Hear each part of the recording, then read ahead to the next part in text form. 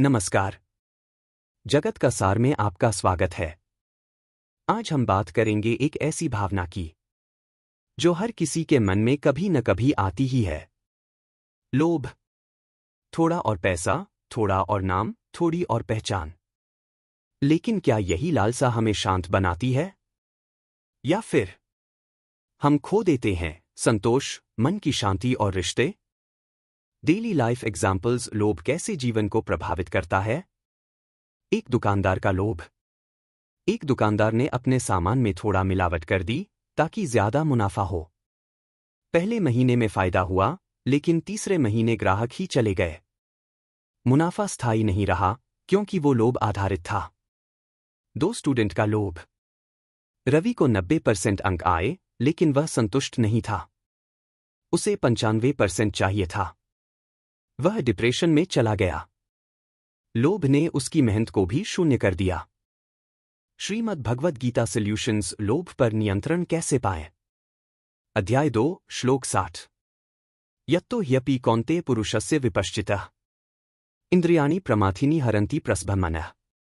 अर्थ। हे अर्जुन, ज्ञानी पुरुष भी यदि प्रयास करें तो भी प्रबल इंद्रियां मन को खींच ले जाती हैं। लोभ एक इंद्रियजन्य लालसा है।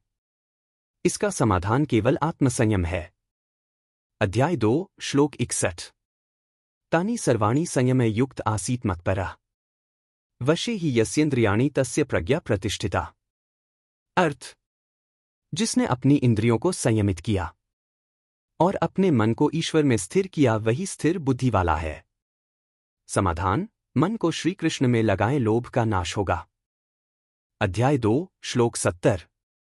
आपूर्यमाणं चल प्रतिष्ठन् समुद्रमापः प्रविशन्ति यद्वत् तद्वत् कामा यं प्रविशन्ति सवे स शान्तिमाप्नोति न कामकामी। अर्थ। जैसे नदियां सागर में गिरती हैं पर समुद्र अपनी मर्यादा नहीं छोड़ता, वैसे ही जिसकी इंद्रियां संयम में हैं वही शांति पाता है। लोभ का नाश केवल संतोष और आत्मज्ञान से। अध्याय 7, श्लोक 14। दैवी हेषा गुणमयी मम माया दुरत्यया मामेव ये प्रपद्यन्ते मायामीता तरन्ति ते। अर्थ। यह माया, लोभ, मोहादि बहुत कठिन है, लेकिन जो भगवान की शरण में आता है वह इसे पार कर जाता है। कि प्रभु की शरण लोभ का सर्वोत्तम उपचार है। जीवन में गीता जी की एप्लीकेशन। लोभ से कैसे बचें? जो मिला है उसमें संतोष पाना सीखें। तुलना करना बंद करें, यह लोभ को जन्म देता है। प्रार्थना और ध्यान से मन को शांत करें। जब भी इच्छा जगे 10 बार गहरी सांस लें और विचार करें, क्या वाकई जरूरी है? प्रश्न। श्रीमद् भगवद गीता में किस श्लोक में समुद्र का उदाहरण देकर इच्छाओं की तुलना की गई है? अ. अध्याय 2, श्लोक 60। बी. अध्याय 2, श्लोक 61। सी. अध्याय 2, श्लोक 70। डी. अध्याय 7, श्लोक 14।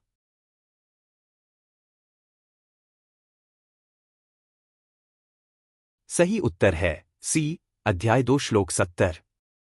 इसमें बताया गया है कि इच्छाएं समुद्र में बहने वाली नदियों के समान हैं, लेकिन जो व्यक्ति संयमित रहता है वही सच्ची शांति को प्राप्त करता है। प्रिय साथियों, लोभ मनुष्य को कभी संतुष्ट नहीं रहने देता, पर श्री कृष्ण ने हमें इस रोग का इलाज भी दिया है। संतोष, भक्ति और संयम। इस ज्ञान को अपनाकर जीवन में सच्ची शांति और सफलता पाना संभव है। कमेंट में बताइए, कब आपको लोभ ने सबसे ज्यादा प्रभावित किया और आपने उससे कैसे निपटा? वीडियो को लाइक करें, चैनल सब्सक्राइब करें, अपने दोस्तों और परिवार से शेयर करें। जय श्री कृष्ण, जगत का सार।